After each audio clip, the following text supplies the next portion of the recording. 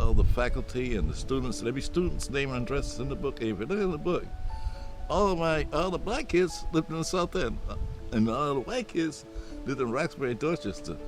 It was amazing when you look at the different way that the demographics changed. There were 25 synagogues in Roxbury, Dorchester, and Mattapan. The way Roxbury changed is when urban renewal came in 1960-61. They were moving black people out of the South End. And that's when they opened up Mattapan, because Mattapan was all Jewish.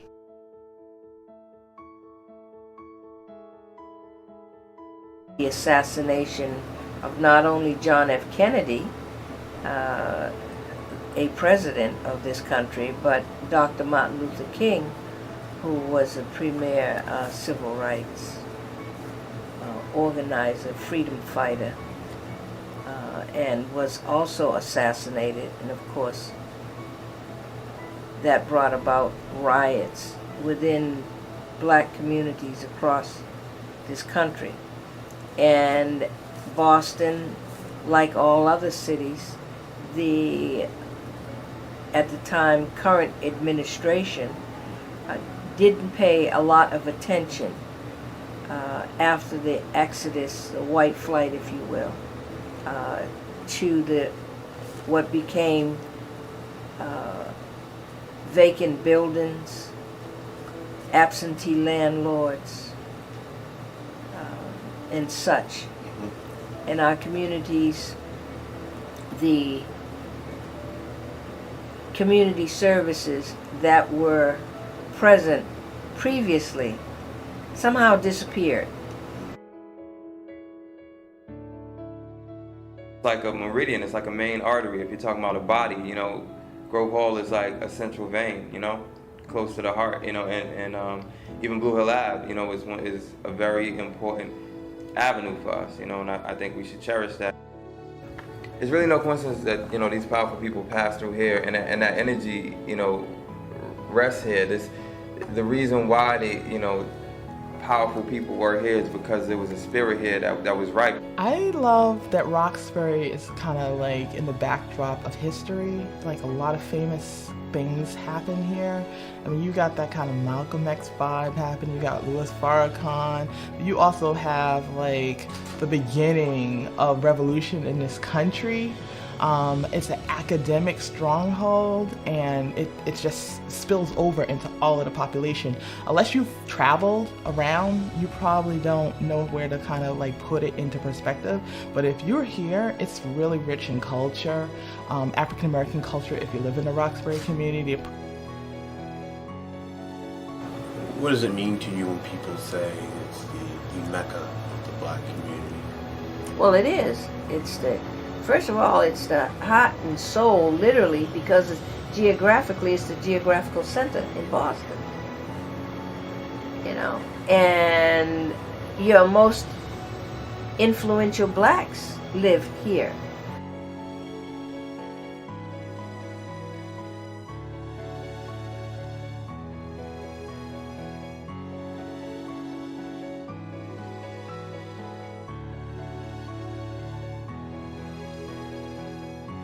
Louis Farrakhan is almost like family to me.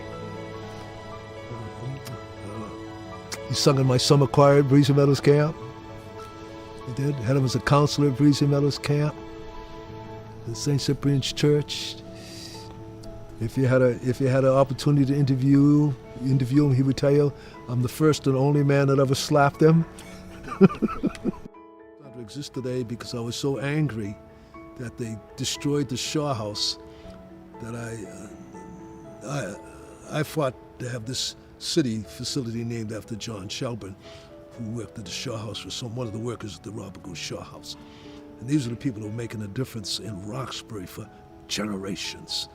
Mrs. Hester, black social worker, Robert Goose Shaw House, one of the first certified black social workers in this city, Robert Goose Shaw House.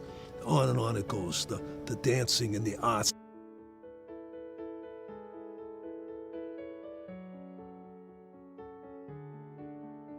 I think service to your community is really important, and there's a lot of ways you can do that. And the way I've done it mostly is I've done I've been a volunteer board member. I was on the board of ABCD, on the board of 10 City, when we built 10 City Corporation in the South End.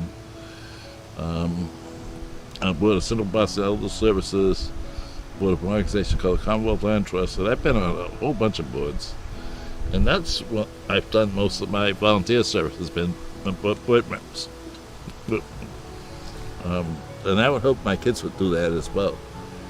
You know, if you're not a parent where you have to supervise kids, you got a lot of time to do that kind of stuff. You also can do other kinds of volunteer work. But I think volunteer work in a neighborhood is very important. I think the problem is that kids need to see people who care about the neighborhood and doing things to help it, improve it. I'm a member of the 12th Baptist Church, and they made me a trustee. Like my dad, Reverend Gerald always says, we have 3 generations of the Janeys. My grandfather was treasurer, my father was a trustee, and now I'm a trustee. So he always jokes about that. So I have a standard I gotta live up to, you know. My name is William Henry Janey. They call me Skip because I'm named after my father. I'm the oldest of 3 boys. Was brought up in this house. They brought me home from the hospital to this house, and my parents never moved. We've been here, but I was born 47. Dad bought the house in 1946.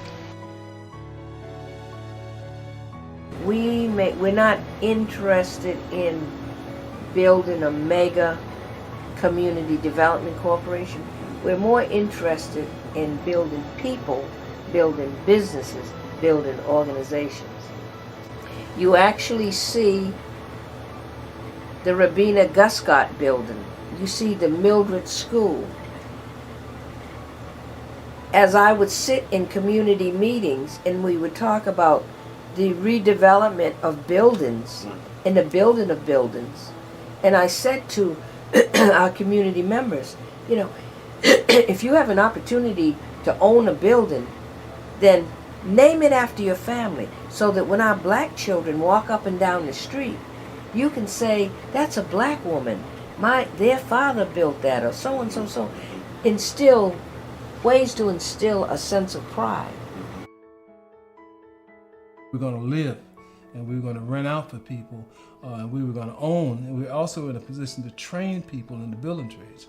Now, mind you, HUD members we had a math teacher, we had a musician, we had an engineer, electrical engineer, we had a pipe fitter, what else we had? Business person. A business person. Oil man. An oil man. An oil man. So it was a hodgepodge of believers. But this was home. I mean, this is where we were raised at. This is where the mosque at.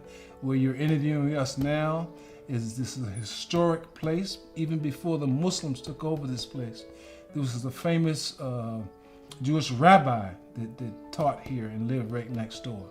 Before the Muslims, who pooled their resources to be able to buy this place so that we would have a place of worship for the community.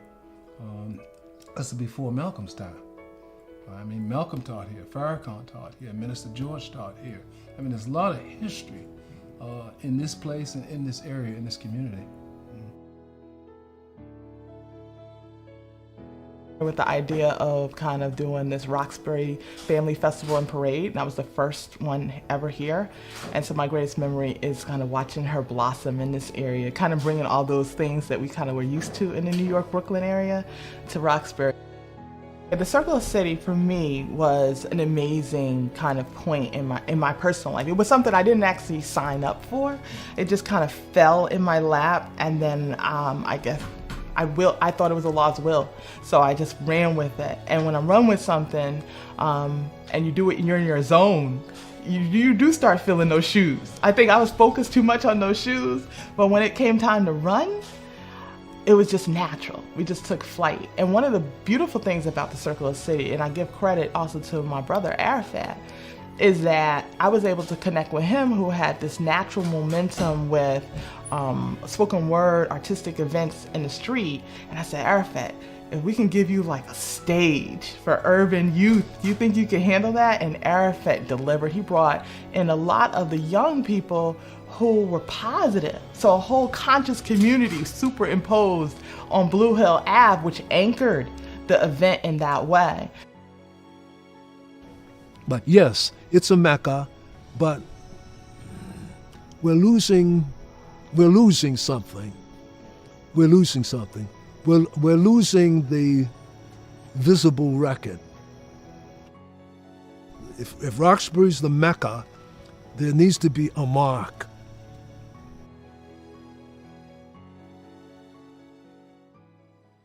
Northeastern owns up so much of the black community now. It's taken the identity of the black community. I hope they have the courtesy to help save some of the history for us. I've asked them to. But the Roxbury that we see here now is in danger. You marry and you have children, it will set your priorities, and your priorities will be naturally focused for community, because when you see your children come, you start thinking about the future and opportunity, and you start thinking about yourself and what you need to do for the future. I'm a believer now. Like, before I thought I was a believer, but now I know I'm a believer, because when you witness something, it just creates a whole new level of belief. And before that happened, you know, you heard about the Malcolm X's, you heard about how Farrakhan had come through here, you heard about, you know, the British are coming and all of this greatness and people with diehards about their issues, but you didn't exactly experience it, right? When I saw those young people out in the streets, no one was fighting, everyone was having good, clean fun, and I saw a 90-year-old woman dancing in her yard. I saw Hispanics dancing with their own stage that they financed as a contributor to the event. I think after I saw that, I realized that we can do anything we want, period. Anything we want, we can create that reality collectively.